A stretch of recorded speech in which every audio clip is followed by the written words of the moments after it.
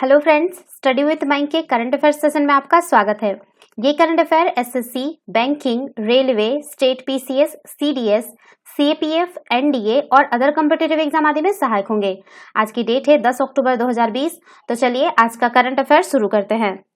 आज का पहला प्रश्न है, प्रत्येक वर्ष विश्व डाक दिवस कब मनाया जाता है?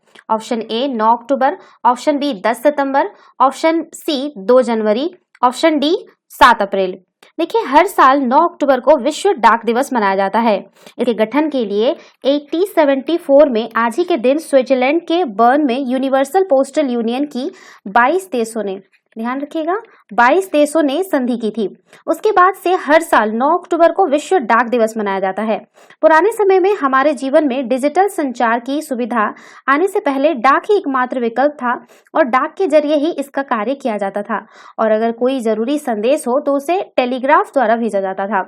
विश्व डाक दिवस का इतिहास सन 1840 से शुरू होता है। ब्रिटेन में सर रॉलैंड हिल ने एक नई व्यवस्था को शुरू किया था, जिसमें पत्र तैयार किए जाते थे तथा उन्होंने यह भी नियम बनाया था कि स्थानीय सेवा के विशेष वजन के लिए एक तय शुल्क लगेगा। ऐसा कहा जाता है कि उन्होंने ही दुनिया की पहली अंतर्राष्ट्रीय डाक सेवा शुरू की थी। इसका श्रेय जो है, लिख देते हैं नाम, जो सर रॉलैंड हिल को दिया जाता है। विश्व का अगर सबसे ऊंचा पोस्ट ऑफिस का बात करें तो वो हिमाचल प्रदेश में, हिमाचल प्रदेश का शिमला में, हिमाचल प्रदेश में है और हिमाचल की राजधानी शिमला से करीब 500 किलोमीटर की दूरी पर यह पोस्ट ऑफिस है।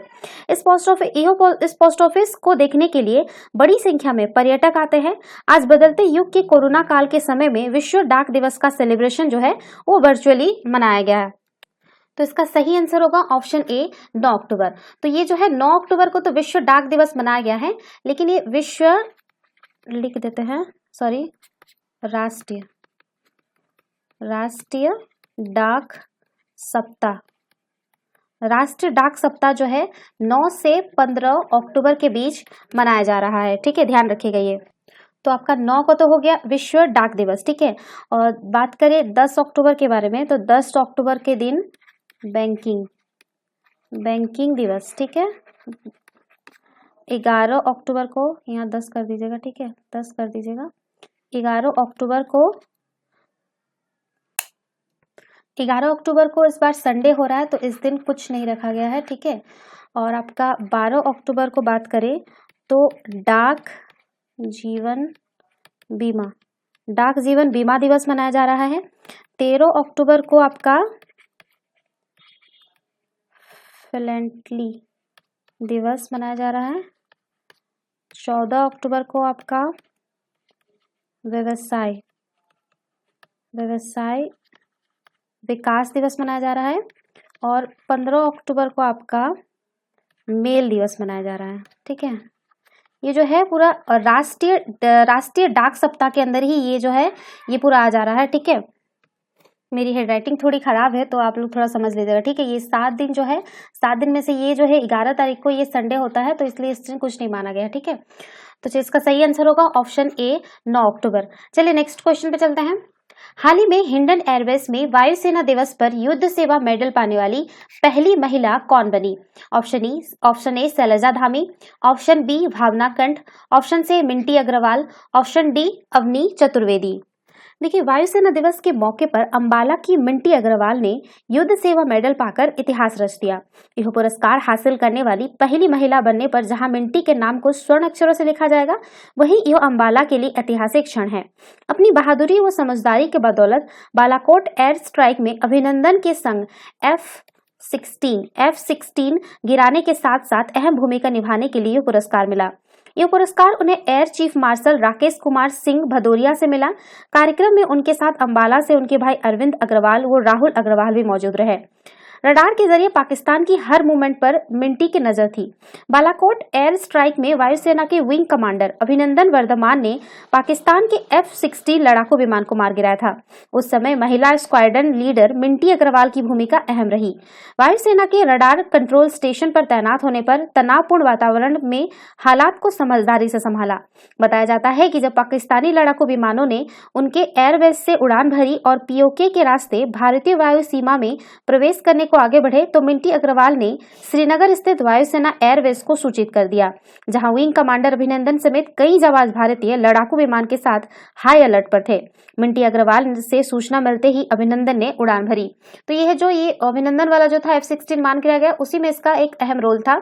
तो ये इसका सही आंसर होगा ऑप्शन सी, मिंटी अग्रवाल। चलिए नेक्स्ट क्वेश्चन पे चलते हैं। हाल ही में भारत सरकार ने वायुसेना में 450 advance multi role combat aircraft शामिल करने का लक्ष्य किस वर्ष तक रखा है? Option A 2030, option B 2025, option C 2032, option D 2027। देखिए, वायुसेना में 450 advance multi role combat aircraft शामिल करने की प्रगति तेजी से चल रही है। सरकार ने इसके लिए 2027 तक समय सीमा तय की है। रक्षा मंत्रालय ने नाम लिख देते हैं मिग 29 और इसके है 21, ठीक है, 21 और आपका सुखोई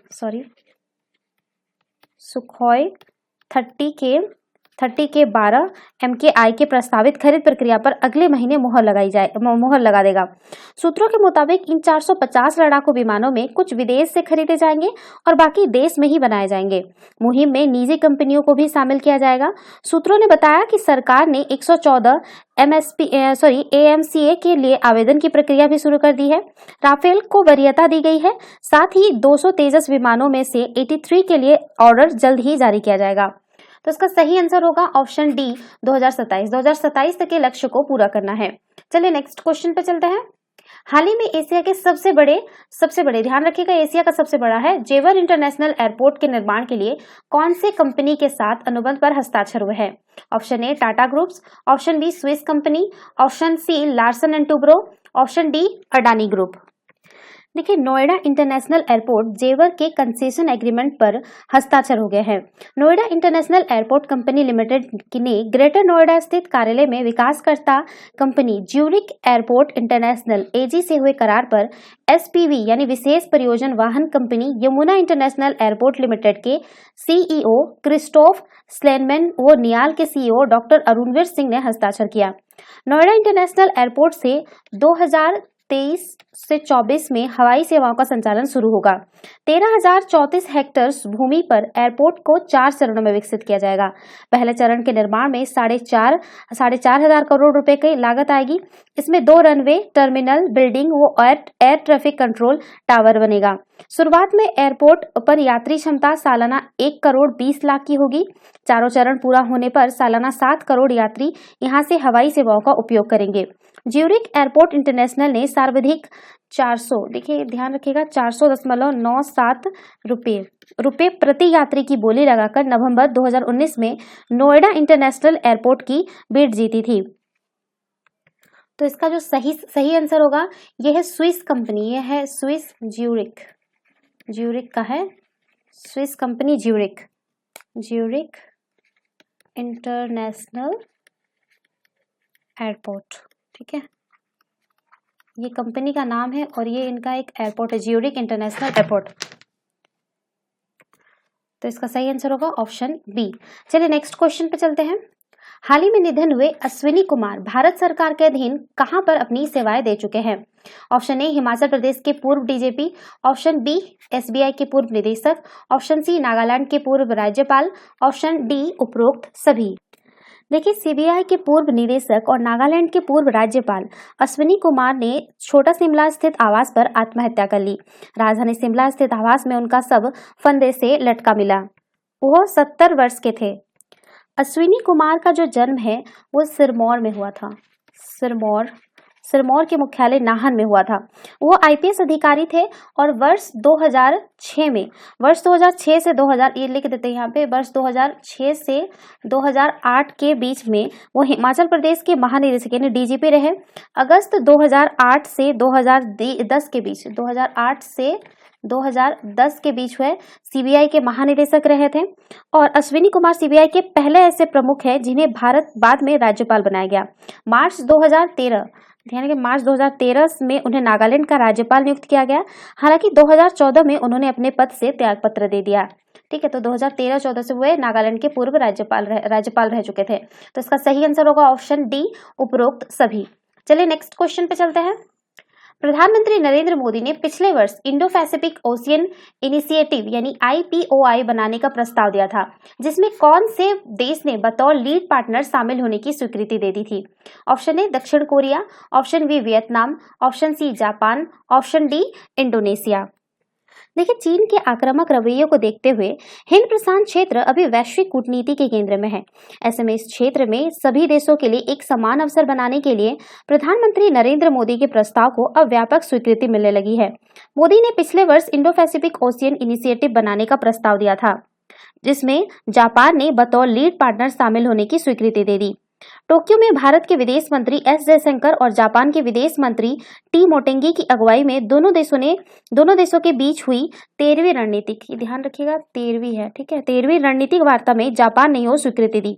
इस बैठक में भारत और जापान ने 5G नेटवर्क के सहयोग की नई राह खोलने का फैसला किया।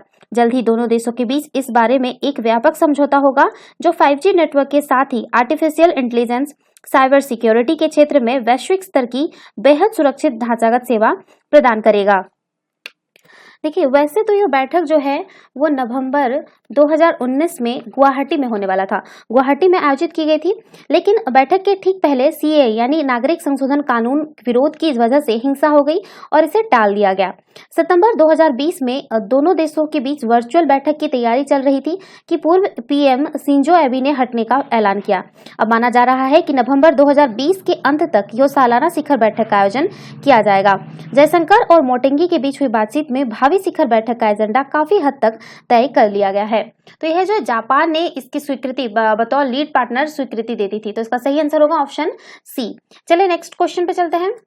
देश के सबसे महत्वाकांक्षी रेल परियोजना चारधाम रेल प्रोजेक्ट किन दो क्षेत्रों को जोड़ेगी? Option A Rishikesh Karnaprayag, option B Shivpuri Gullur, option C Devprayag Janasu, option D Srinagar Dhari. देखिए, प्रधानमंत्री नरेंद्र मोदी के ड्रीम प्रोजेक्ट में शामिल चारधाम रेल प्रोजेक्ट कई मायनों में खास है। ऋषिकेश से कर्णप्रयाग से 125 किलोमीटर लंबी रेल लाइन 17 सुरंगों से होकर गुजरेगी। कुल मिलाकर 104 किलोमीटर की दूरी ट्रेन को सुरंग में ही तय करनी पड़ेगी। इसी क्रम में देवप्रयाग से पौड़ी जिले में पड़ने वाले जनासू स्टेशन तक 14.5 किलोमीटर लंबी डब्लू ट्यूब सुरंग, दो अलग अलग सुरंग बनाई जाती है। यह देश का सबसे लंबी सुरंग होगी। अब तक सबसे लंबी सुरंग जो थी, अब तक जो सबसे लंबा सुरंग था वो जम्मू कश्मीर का था, जम्मू कश्मीर में पीर पंजाल, ठीक है, जम्मू कश्मीर का पीर पंजाल में है, जो इसकी लंबाई जो है 11.2 किलोमीटर है, लेकिन अभी जो बनाया जा रहा है 125 किलोमीटर लंबे बनाया जा रहा है, ठीक है। देश की सबसे महत्वाकांक्षी रेल परियोजना चारधाम रेल प्रोजेक्ट ने केवल उत्तराखंड के पर्यटक को नए आयाम देगी, लेकिन बल्कि चीन सीमा के सटे राज्य में यह परियोजना सामरिक दृष्टि से भी महत्वपूर्ण है। रेल विकास निगम के परियोजना प्रबंधक ओम प्रकाश मालगुडी ने बताया कि रेलवे के लिए यह प्रोजेक्ट सबसे चुनौतीपूर्ण परियोजना में से एक है। बताया कि परियोजना के तहत बनने वाली 11 सुरंगें, ध्यान रखिएगा 11 सुरंग है, 11 सुरंगों की लंबाई 6 किलोमीटर या इससे अधिक है, जबकि अन्य 6 की लंबाई इससे कम है। देवप्रयाग में जनासू, सॉरी यहाँ गलत बोल दी मैं, यहाँ 17, ठीक है, 17 सुरंगें बनाई जाएगी, ठीक है, जबकि अन्य 6 सुरंगें 11 सुरंगें तो सबसे बड़ी बनेगी और 6 छोटी सुरंगें बनेगी, ठीक है। देवप्रयाग से जनासू के बीच बनने वाली सबसे लंबी सुरंग के लिए निविदा प्रक्रिया पूरी हो चुकी है। जल्द ही निर्माण कार्य भी शुरू कर दिया जाएगा। मालगुडी के अनुसार 6 किलोमीटर से अधिक लंबाई वाली सुरंगों के समानांतर निकासी सुरंग का निर्माण भी किया जाएगा। इसका इस्तेमाल आपात स्थिति में किया जा सकेगा। इस सुरंग से रेल लाइन नहीं बल्कि सड़क गुजरेगी। तो ये होगा जो ये है ऋषिकेश और कर्णप्रयाग में जोड़ेगी। तो ये जो है चारधाम रेल प्रोजेक्ट जो है ये तो पहला बन गया, ठीक है। दूसरा आपका जम्मू कश्मीर दूसरा लंबा सुरंग है। आपका तीसरा अगर बात करें तो तीसरे में आपका कारबुड जो महाराष्ट्र में है, MS लिख दे रही हूँ, ठीक है, 6.506 किलोमीटर इतना लंबा है आपका तीसरा। अगर चौथे की बात करें तो नाथुवाड़ी ये भी महाराष्ट्र में है, ठीक है, इसका है 4.389 किलोमीटर, ठीक है। पांचवा का बात करें तो टाइक महाराष्ट्र में है, ये सब महाराष्ट्र में है, ठीक है, 407 किलोमीटर, ठीक है। छठे का बात करें तो वेरडेवाड़ी महाराष्ट्र, ये भी महाराष्ट्र में है, ठीक है, और इसका है ये 4 किलोमीटर है। तो ये है कुछ 6 सबसे बड़े सुरंग है भारत में। 4 जो है आपका, 4 तो आपका महाराष्ट्र में है, ये आपका है उत्तराखंड में, और ये है कि जम्मू कश्मीर में। चलिए नेक्स्ट क्वेश्चन पे चलते हैं। हाल ही में जारी फोर्ब्स इंडिया रिच लिस्ट 2020 के मुताबिक देश के सबसे अमीर व्यक्तियों की सूची में प्रथम स्थान पर कौन रहा? Option A Gautam Adani, option B Shiv Nadar, option C Radhakishan Damani, option D Mukesh Ambani. देखिए, रिलायंस इंडस्ट्रीज लिमिटेड के चेयरमैन वो एमडी मुकेश अंबानी लगातार 13वें वर्ष में सबसे अमीर भारतीय बने हुए हैं। फोर्ब्स इंडिया रिच लिस्ट 2020 के मुताबिक उनकी संपत्ति पिछले एक वर्ष में के दौरान 37.3 अरब डॉलर से बढ़कर 88.7 अरब डॉलर पर पहुंच गई है।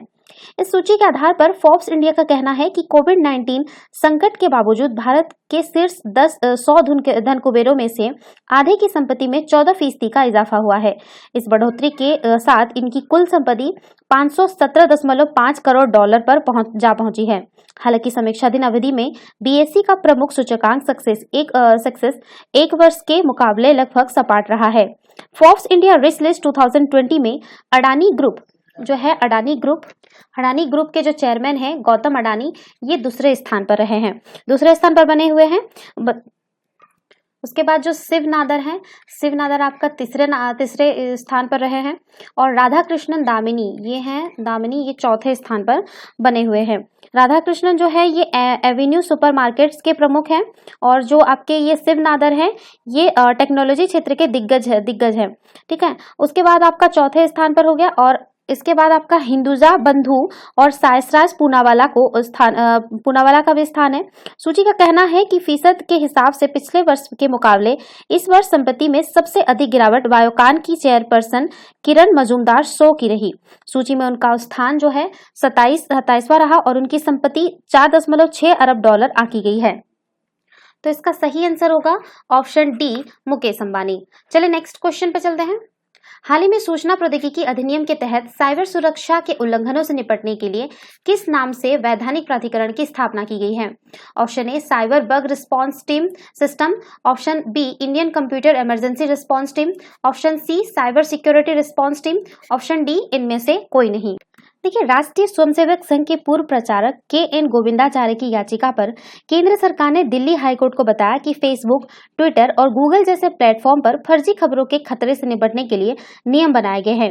इस तरह के प्लेटफॉर्मों का विनियमित किया जा रहा है। केंद्रीय सूचना प्रौद्योगिकी मंत्रालय की तरफ से दाखिल जवाब में बताया गया कि ऐसे प्लेटफॉर्म किसी भी गैर कानूनी सामग्री को अदालत के आदेश, एक सरकारी अधिसूचना या नीतियों व उपयोग की शर्तों के उल्लंघन के आधार पर नियंत्रित किया जा सकता है। मंत्रालय ने कहा कि वेबसाइट के अधिकारी शिकायत प्राप्त करने के 1 महीने के भीतर इसका निवारण करने के लिए बाध्य हैं।